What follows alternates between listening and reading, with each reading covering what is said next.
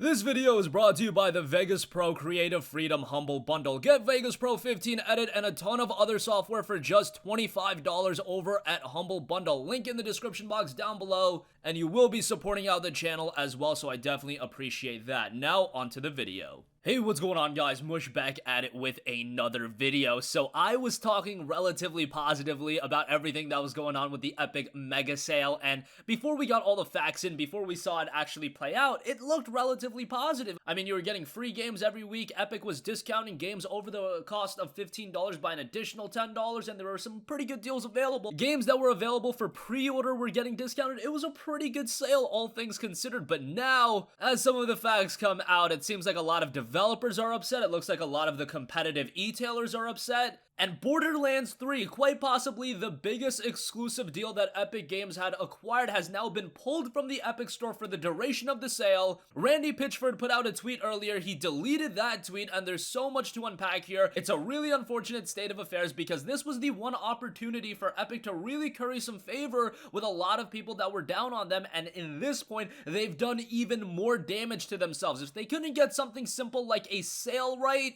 I just don't know where we're going at this point. And yes, I was very positive about that sale initially, but now that we know that a lot of the publishers weren't really consulted about this sale, and it was kind of something that was half-baked from the get-go, yes, there's a lot of inherent problems. First of all, Epic Games Store, man oh man, Borderlands 3's pre-order just got removed. If you guys didn't know, as a part of the Epic Mega Sale, you could get Borderlands 3 on a discount. Instead of paying $59.99, you could get the base game for $49.99. The deluxe edition, I believe, was $99.99. Then they had the deluxe edition, and then they had the super deluxe edition, one of those being $99.99. And all of them were $10 off. Whatever the case may be, you guys get the idea. Now Borderlands 3 has been pulled from the Epic Store, and it looks like, based on the information that I'm gathering, this was a 2K Games decision because they don't want to lower the value of the game. I talked about this in the last video, but there's an inherent problem when you're releasing these games and pre-orders are available for a cheaper price. For example, Vampire the Masquerade Bloodlines is expected to be released at a full $59.99. If you're already selling the game at $49.99, that is not a decision that was up to the developer or the publisher, but selling that game for $49.99, not only does that inherently lower the value of the game because you are selling that game for a cheaper price than the MSRP or whatever it's supposed to be sold for, but on top of that, with you selling the game for $49.99, you are upsetting all of the other competing e-tailers that are trying to sell that game as well. Humble's not selling that game for $49.99. Steam sure as hell isn't selling that game for $49.99. So not only are you lowering the value of the game, you're also upsetting every other competing partner. And the issue with Vampire is that that was an issue as well. Not only were you inherently lowering the value of the game, but you were also upsetting all of the other partners. In the case of Borderlands 3, I thought they were going to let it slide because it is an Epic Store exclusive and whatever, they're doing a $10 off discount, but it looks like 2K Games came in and they were like, nah, you are not selling this game for $49.99, and it looks like Randy Pitchford was on board initially as well because he put out a tweet that has since been deleted saying save $10 on Borderlands 3. Also works if you've already pre-ordered, I'm told. Epic sure wants to earn your trust. That tweet just comes across so weird to me because he is essentially admitting that, yeah, not a lot of gamers have trust in Epic Games, but saying, oh, they're discounting the game, they're just throwing a lot more of that Fortnite money at you to sell games cheaper. That should earn your trust when there's a lot of other problems with the Epic Games platform and the store as a platform. The deals are what they are. They've got an incredible financial backing right now because of the success of Fortnite, and they have this endless pit of money. Of course they can offer good deals. Of course they can take one on the chin for the moment being, because they have this endless supply of Fortnite money, which, by the way, at some point is gonna run dry. You can't rely on that money, and you can't run a business that's operating on a loss forever. I mean, at some point, you would think that Epic Games does want to make money, and with all of these initiatives and all of these ideas that they have, they are losing money. But nonetheless, Randy Pitchford has deleted that tweet. The game's been pulled from the Epic Games Store, and that's probably coming from his 2K Masters because they thought, alright, yeah, they are not doing this, and that, to me, is saying that Epic Games did not clear this with everyone. How can you go around and not clear this sale with everyone involved, and how do you half-bake a sale like this? Epic Games obviously knows what they're doing. This is something you have to clear with everyone, because traditionally whenever a sale is running, it's up to the publisher and the developer to set the price of their game, because in the case of Steam with the Lunar New Year sale, sale. I don't know if they went to every developer with that $5 off discount, but in that case, they kept it tempered enough where you still had to spend north of $30. It could be on a multitude of games, and they were just gonna give you a small $5 off discount on your entire purchase, and it was only gonna be available for one transaction. So they kept it very tame, very tempered. A discount like that, I don't even know if you would need to clear it with all the developers involved, but with Epic Games, they were knocking off $10 off every game north of $15. That's a discount, and not only that, they were knocking off $10 to the regional equivalents as well, so people were getting games like Metro Exodus very, very cheap, and I believe that turned out to be a problem as well. So just a train wreck of a sale, just another thing that Epic Games has done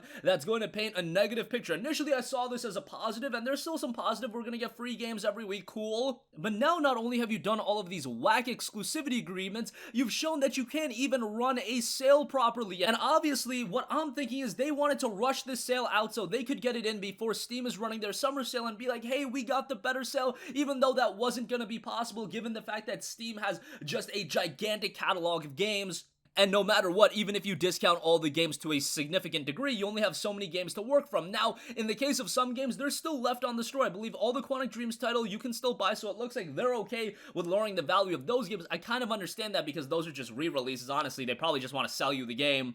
And Quantic Dreams probably got so much upfront money from Epic Games, so they don't really care how that game sells. But in the case of Borderlands 3, in the case of Vampire, and in the case of these games that are still in early access, like Hades was being sold to some people for $6.99. When I saw that price, I was like, what the hell? That's a great deal. I mean, good on Epic Games and good on Supergiant Games for coming to that agreement, but $6.99 for a game that was sold at $19.99 to many people, and a game that's gonna have its price increased to $24.99 seemed insane. And now Hades is down to $14.99. So it seems like the line of communication has been an absolute disaster. Yes, Epic Games can throw a wad of cash at people and get people to go on over to their platform, being the developers and the publisher, but actually create a line of communication that gets the message across to everyone involved, because it seems like from Randy Pitchford's standpoint, he was fine with it. He's just a developer that's working on Borderlands 3.